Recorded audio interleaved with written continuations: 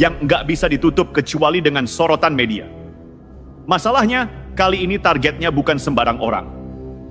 Gibran sekarang udah jadi wakil presiden sah Republik Indonesia. Dipilih lewat proses hukum dan politik yang sah. Jadi mau Roy jungkir balik di Sydney sekalipun, posisi Gibran nggak akan goyah. Kalaupun Roy mau ngotot terus, itu haknya. Tapi ya, publik juga punya hak buat bilang, ini sudah lewat batas wajar. Dari investigasi berubah jadi drama pribadi. Yang Roy lakukan di Sydney bukanlah riset, melainkan ritual pembenaran diri. Dia nyari sesuatu yang enggak ada, lalu meyakinkan publik bahwa ketiadaan itu adalah bukti. Ironis banget, tapi ya begitulah. Kalau orang waras bikin penelitian untuk mencari kebenaran, Roy justru bikin penelitian untuk mempertahankan kebohongan. Dan itu yang bikin banyak orang mulai bertanya, ini Roy masih berpikir jernih atau udah terjebak di dunia khayal yang dia ciptakan sendiri?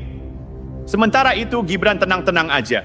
Fokus kerja dampingi Prabowo sambil tetap jadi simbol generasi muda yang tahan banting di politik nasional. Dan dari situ kita bisa lihat perbedaan kelas. Yang satu sibuk nyinyir di luar negeri, yang satu sibuk kerja buat negeri. Kasus Roy Suryo ini bukan cuma soal Gibran. Ini gejala lebih besar.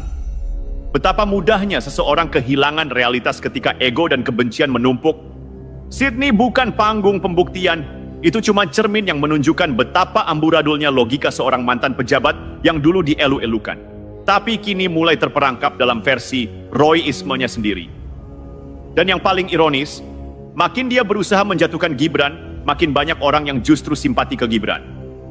Karena publik tahu, yang berteriak paling keras biasanya bukan yang punya data, tapi yang punya dendam. Begitu video investigasi Roy Suryo di Sydney naik ke media sosial, respon publik datang bertubi-tubi. Tapi bukan tepuk tangan yang ia dapat, justru gelombang tawa dan komentar sinis. Banyak warga Indonesia di Sydney bilang, lah ini orang ngapain sih? Kayak lagi syuting vlog nostalgia yang salah lokasi. Yang tinggal di sekitar Thomas Street pun heran. Mereka bilang tempat yang Roy datangi itu udah lama. Bukan bagian dari UTS. Bahkan staf lokal pun bingung waktu Roy datang sambil nyebut-nyebut nama Gibran. Ada yang ngira dia wartawan investigasi. Tapi setelah dengar isi omongannya, orang-orang mulai sadar. Ini bukan liputan, ini lebih kayak pertunjukan ego yang kebablasan. Kalau diperhatiin, perjalanan Roy ke Sydney itu bukan cuma soal mencari ijazah Gibran.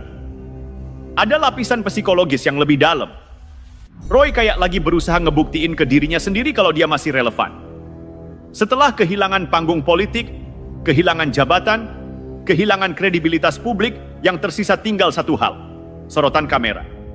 Dan sorotan itu dia kejar mati-matian, bahkan kalau harus dengan cara konyol sekalipun. Lihat aja gaya bicaranya di video. Kadang meledak-ledak, kadang mendadak sentimental. Ada momen dia ngomong sambil menatap kamera, bilang, saya di sini bukan untuk fitnah, tapi untuk membuktikan.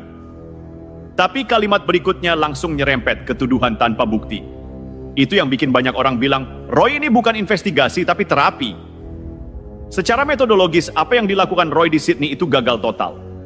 Bayangin, dia datang ke lokasi tanpa dokumen resmi, tanpa data universitas, tanpa bukti enrollment, dan tanpa konfirmasi institusi pendidikan manapun. Tapi dia langsung menyimpulkan, tidak ada nama Gibran di sini. Ya jelas nggak ada, kampusnya aja udah ganti nama dan sistem.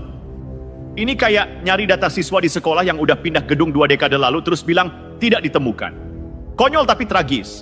Karena dari situ kelihatan, Roy bukan mencari fakta, dia cuma mencari alasan buat membenarkan prasangkanya sendiri. Dan ini yang paling bahaya dari seorang publik figur, ketika rasa ingin dipercaya lebih besar dari keinginan untuk benar. Roy Suryo sudah masuk ke fase itu.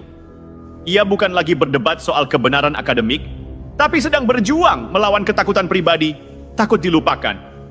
Sementara itu, Gibran malah diam. Tidak reaktif, tidak marah, bahkan tidak menyinggung Roy satu kali pun. Ini yang bikin narasi Roy makin hambar.